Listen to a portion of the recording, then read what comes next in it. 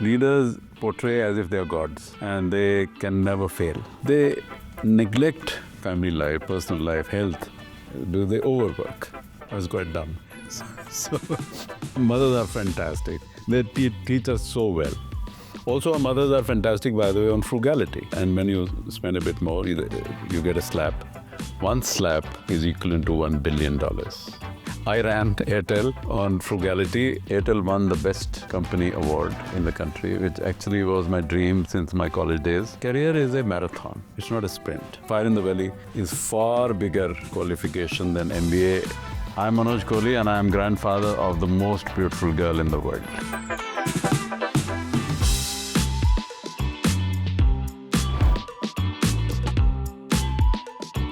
Manoj, good morning and welcome to Qunba. It's wonderful to have you here and delighted to be in Gurgaon to shoot this with you. Manoj, my opening question for today, how does a leader turn people to believe in a cause? The leader has to be secure, himself or herself inside.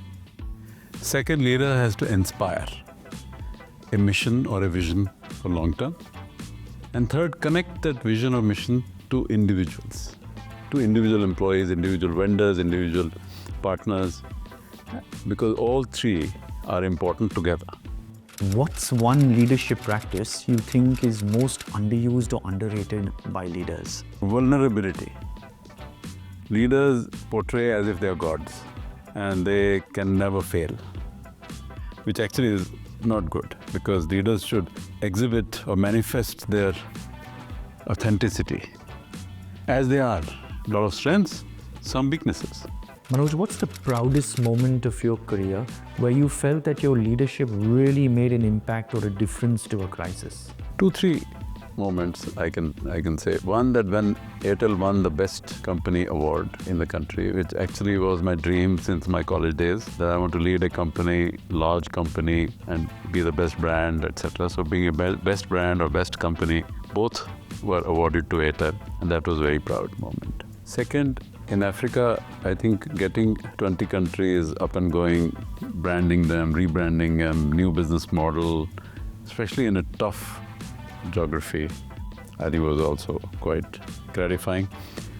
And then in SoftBank, building this portfolio of over 20 companies, we did 15 billion investment, and each company, whether it's Ola, whether it's Lenskart, whether it is Oyo, whether it's delivery, so many of them came up as big winners in each of their sector, and helping the founders personally to excel and do a great job, I think was very gratifying.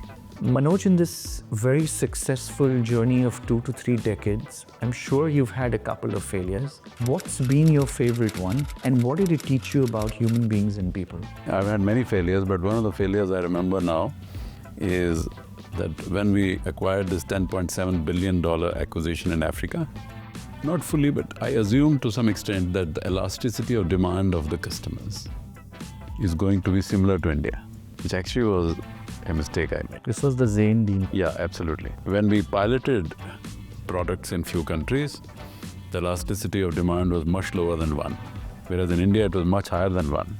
And that was really surprising to me. And I really got upset with myself. That how did I assume that I should have piloted and then reached to a conclusion? But I pre-assumed, which actually was a mistake. Manoj, what's the hardest business challenge in your entire career that you faced? What did you do and what can we learn from it? For example, rural market of India. I think that was a big challenge. We had achieved leadership in majority of urban markets of India. For example, Delhi, Bangalore, Chennai, Calcutta. But these are easy, because they're easy. You can predict, they're more consistent, they're more predictable. But to get into 6 lakh villages of India was a big challenge. It was costly. We didn't know the behavior. And I'm talking of 2000 to 2003, from more than 20 years back. The rural market at that time was not that developed. Today it's far more developed. So how much should we spend? So I started spending personal time in villages. I may have visited about 40,000-50,000 villages, sat with the panchayat, had tea and samosa with them, Okay, we'll put up a tower here, we'll open these 2 shops, there's merchandise, there's no power, so difficult to have a glow sign. Okay, so and so will get the diesel for the tower for each village. So we started with revenue pools, which is bigger villages. We started with all the big market mandis. So because mandis have a lot of trades, hence traffic. And we started with all the religious places all over the country because I think people come. So we overcame the rural challenge very systematically based on data, which is revenue data of the government, and based on your instincts because you meet people and understand how much traffic can come. And I think that became a very big success. And out of 6 lakh, we went to 5.5 lakh villages. And I think that in my view is far bigger than entire US and far bigger than entire EU as a continent, and profitable. And by the way, we went deeper than all the FMCG companies of Unilever, Nestle and many others. So Airtel is the deepest rural brand. Manoj, what would be the 3 most defining problems around people that you think Indian entrepreneurs need to solve for in the coming decade? I think Indian entrepreneurs are started to solve many problems in the last decade, especially the young entrepreneurs. I worked all over the world. I worked in US, Europe, Japan, China, Africa, and I've seen the challenge is the biggest in India. And I'm really blessed that I visited, because of Airtel, 5,000 towns, maybe 50,000 villages. So I understand India's complexity, which is highest in the world. So therefore the challenges are 2-3 for entrepreneurs. Firstly, finding simple tech solutions to the mass of Indian consumers, especially in rural markets, because 700 million Indians are in rural markets. That's a huge challenge. Biggest in the world, double of EU. Second was the admired brand which touches the heart of every Indian. And third, and most important, is affordability. Your product or service has to be affordable. Therefore, your costs have to be frugal, very low. Product has to be attractive and affordable to every citizen. So these are very, very big challenges which nobody else in the world has, let me tell you. Manoj, you've been somebody who's watched the tech and telecom space evolve over the last 2.5-3 decades. How do you think founders and leadership has changed? What have been some of the desirable changes and what have been some of the undesirable changes? What I love about new leaders is that they're very tech savvy, which I was not when I started 30 years back. I was quite dumb. So they're very tech savvy. Secondly, they have a digitization advantage and they're using it to the hilt. I initiated 3.5 million retail outlets in Airtel. Physically, because there was no apps and all. Now they don't have to do that. They can do it so fast. So I think overall the leaders have adopted technology as a masiha for the future growth of the business, which is the right thing to do, and I think India has a great advantage of that. What I don't like is that many leaders are in an unholy hurry of growth, and growth for the sake of growth. So I feel that life is about, or even business is about, building it step by step, systematically, so that you do a good quality job, build a good foundation, building blocks are high quality, so that when you become a huge building, you don't fall apart. So if you are in a hurry in the beginning of the business, then you actually are laying down weak foundation. So that's the only thing which I feel worried about. Having been a listed CEO yourself, how do you think today's CEOs should be measured on success parameters, let's say versus a decade ago? It's far more financial, far greater on the financial focus. I think when I started, it was also the softer aspects, the social aspects, the empathy aspect of the leader. Today it's become far more financial. Whereas I think it has to be a balanced scorecard of financial, of consumer SAT, which is brand SAT, what brand experience consumers are getting, then employee SAT, which is very important, and how technology is being leveraged by the leader. Technology is a very crucial aspect. If leader is not utilizing technology, then I think he is not making the business sustainable for the long term. So these are 3, 4 very, very important, but definitely the consumer part and the employee part are about 25% each. They can't be small. They are really the core of the leader's job. And from that core input factor, the output factor of financial results comes out. The financial results is the output factor. So you're just focusing on the output factor, and I think the input factors of technology, of consumer sat, employee sat are being kind of lower on priority. What lessons do you think we can learn from the experiences of, let's say, a Byju's or a Paytm for today's leaders and founders? I am very happy these lessons are being learned, because I think as a society, as a growing nation, where nation building is now building up so solidly, and next 25 years are going to be crucial for India, these lessons are very timely. Number one, growth not for growth's sake. Growth for profitable growth. Always profitable growth. Even if it is slower, doesn't matter. Second, that it is not your money. You are the custodian, and you as a custodian need to follow rules of corporate governance. And especially on related party, you need to be very, very, very careful and very transparent. And number 3, focus. Focus on business. Focus on achieving your day-to-day goals rather than getting into social media.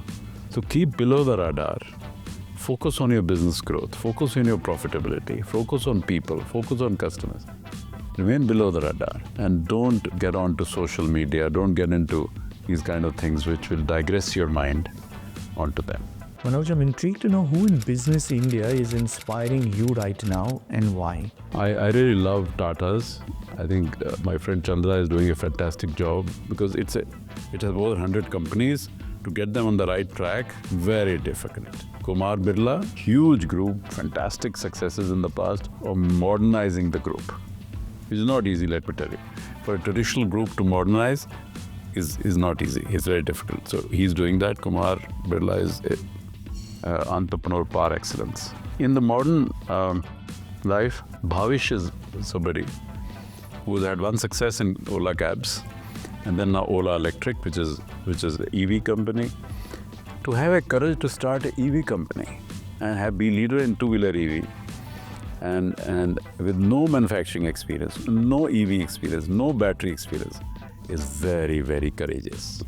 And similarly, if you see another example of Piyush Bansal of Lenskart, eye care is a very boring sector, but he's created such a fantastic company and a business which is close to people, which is leader in India. Now he's getting into 12 or 15 markets in Asia Pacific. It'll be in the coming years a global business. So I'm saying there are established companies who are doing so well, groups, and there are new guys who are doing so well and making India proud, and that is so important. India should go global now. One thing you admire about the following founders you've seen closely: Piyush Bansal, Simple and passionate. Ritesh Agarwal, Very close to the ground. He's grounded. Sahil Barua, So deeply into business, so focused in business. Bhavish Agarwal. A huge courage. Manoj, if all of the above asked you for one piece of advice on your last day of work, what would that advice be to all the 4 or 5 of them? Keep focus. Keep focus on customer. Keep focus. Just maintain focus. The more the focus, the more the success. What's the one thing that you discovered pretty late about leading people? As I said, when you lead multiple nationalities, then how does leader behave in a neutral way? For example, I had 8 Franco countries with me, where French was spoken. Luckily, I learned French in school, so I could speak some sentences. So that took me closer to people and to government people, to trade and other people I interacted. So they understood, they came closer to me. I didn't know that as you grow and have multiple countries working with you, then you need to also culturally need to be more sensitive than ever. Because if you are in one country, you are only in India or only in China, only in US, then your behavior anyway is attuned to that culture. But then you have to modify. From someone who has led people across the globe, how are Indian professionals different to manage from, let's say, their Western or Asian counterparts? So when I was in Africa, I had 55 nationalities reporting to me. Indian managers and professionals are fantastic, let me tell you. They are the most hardworking. They connect the concept to the reality, to the real business very fast. Third, they connect macro with micro very fast. Fourth, they neglect family life, personal life, health. Now that's a quality, because they overwork, which is finally a bad news, but anyway, that's the characteristic. I think Indian leaders sometimes misuse that aspect. And that is what we have to learn from West. There has to be balance. And balance, I am not talking of good life balance, that you work 3 days or 4 days a week. I'm not saying that. I'm saying leave a space for family. Leave space for good health and fitness. And I remember my colleagues in Africa, when I was there initially, they told me that Indian managers, they call on weekends, and especially when we are in the church on a Sunday. So I made a request to my colleagues. I said, okay, please leave Sunday apart. Saturday is okay, something can be done, but Sundays, please don't. So these are the cross-cultural sensitivities which need to be thought through by leaders. And I'll double click on that a little. Do you think the world is learning something from Indian leadership? Multitasking. I'm telling you, we are great multitaskers. Because my mother, your mother, teaches that. Okay, तुम चले जाओ market, उससे मिल लेना, उससे वो ले आना, उससे कर लेना, उसको भी कर देना. So she'll tell you 5-6 things, and you'll finish all the 5-6. So our mothers are fantastic. They teach us so well. Also, our mothers are fantastic, by the way, on frugality. And when you spend a bit more, you get a slap. One slap is equivalent to $1 billion. I ran Airtel on frugality and zero wastage because of the learnings in my childhood. So I think Indian managers and leaders can teach a lot to the world on frugality, on multitasking, on hard work, on passion, on so many things. Indian managers are fantastic. Manoj, when you bring on board professional management teams, what's your advice to them in managing a promoter? And what's the best way for the CEO to manage or lead in a promoter-led company? Alignment is most important. I think that if you're not aligned, then there will be a pain on both the sides. And I remember when I started with Sunil Mittal, we did this alignment early on. We also did what he will do and what I will do. So division of labor is important. Otherwise you step on each other's toes, and which is not good. And third is, what is the limit of your empowerment? You should understand and you should adhere to it. So these are 2-3 rules which are important for any professional working with a founder. Is there a common myth or misconception about leadership that you'd like to clarify, Manoj? No, I think the common myth was that leaders are supreme, who can never fail. I think that's a bad myth. Yes, they may be supreme in a company, but they still have corporate governance. There is some controls around the leader, which is very important. He or she cannot operate as 100% his or her own authority or own decision making. Yes, he or she has to follow a process. And second, that he or she can make wrong decisions. So there are gaps in leadership, every leadership profile, and that should be understood. Manoj, as someone who advises founders and global investors about tech in India, I'm curious to know, what do you seek advice on and who do you go to? So I had 2-3 coaches who were my mentors when I was younger, and they really always advised me on good character, maintaining balance, maintaining a long-term view, and they said character will win. A long-term view will win. In short-term, you may still struggle, but don't worry, keep patience, you will win. So I think these mentors are fantastic. I really love them. What's the one lesson that you've learned from each Sunil Mittal and Masa. Sunil always favors speed and using speed as a weapon to outpace competition, to run faster and grow faster in business. And I think that is a fantastic message. And he and me were fully aligned. We worked with great speed, we grew with great speed. Yes, we also, as we grew bigger and bigger, from 10 million, 20 million, 50, 100 million, 200 million, we became more quality conscious. So speed was then backed up by good quality. Masa has two messages. And that combo is a very, very powerful combo. Message of humility with courage. And I'll tell you, there are very few guys, entrepreneurs in the world, who are humble and who are very courageous. Not normal courageous, very courageous. So that, I think I learned from Masa, and it's not easy. That's a very difficult thing to do. And yes, I can be humble like Masa, but being courageous like Masa is very difficult. A little bit on career advice. What's the most common piece of career advice you completely disagree with? Generally, I've seen people giving to each other is that, okay, you should rise fast on the ladder, you should rise fast on the hierarchy, which I don't understand, because I feel that career is a marathon. It's not a sprint. You can't just run sprint and finish it in 1 year, 2 years. It is 3, 4 decades. In my case, it could be 5 decades. Just plan it out thoroughly. Like I planned decades. So when I started, I was 20, I planned for 30, then I planned for 40, 50, 60, now I plan for 70. And then, because then that makes you clear what you will do and what you will not do. And you are consistent with your actions and behavior. So that's the way. I feel that if you treat it like that, as a marathon, then you do a better job.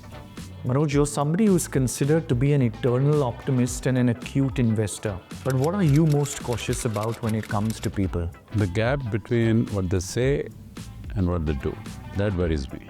And the proportion of such people is increasing from the time I started to now. Because, people like me trust others. And when you start with trust and the other person is giving you a fluffy commitment, which may be 50% true, 60% true, then your trust is being pulled down. Now, if you start with mistrust, this may not happen, but starting with mistrust anyway is a bad idea. The 3 must-have traits you look for in leaders when hiring for your portfolio companies. Character, which means core values, most important, which come from your family. So I talk about family, talk about parents, I talk about siblings. So you understand the character. Number 2, as I said earlier, passion, fire in the belly. Does that guy have fire in the belly? Because I feel fire in the belly is far bigger qualification than MBA and everything else. So if somebody has fire in the belly, he or she can do whatever. And third is teamwork capability. We don't need John Waynes in our life, in business, who are one-man armies. We need people who play in the team, who win in the team, who support each other shoulder to shoulder. So these 3 are very important characteristics. If you could ask someone one question to hire them, and based only on that question you would hire them, what would you ask them? Yeah, so I'll ask about one achievement and one failure. And I'll go through details of that. So does that behavior, actual behavior in a situation, real life situation, reflect the character, reflect the passion, reflect the team play or not? Actually now, especially because they speak well, they articulate people, they can take you to a wrong conclusion. So I focus on real life incidents and then ask these questions, so that I know how he or she reacted, how he or she behaved in real life. And then you come to a conclusion.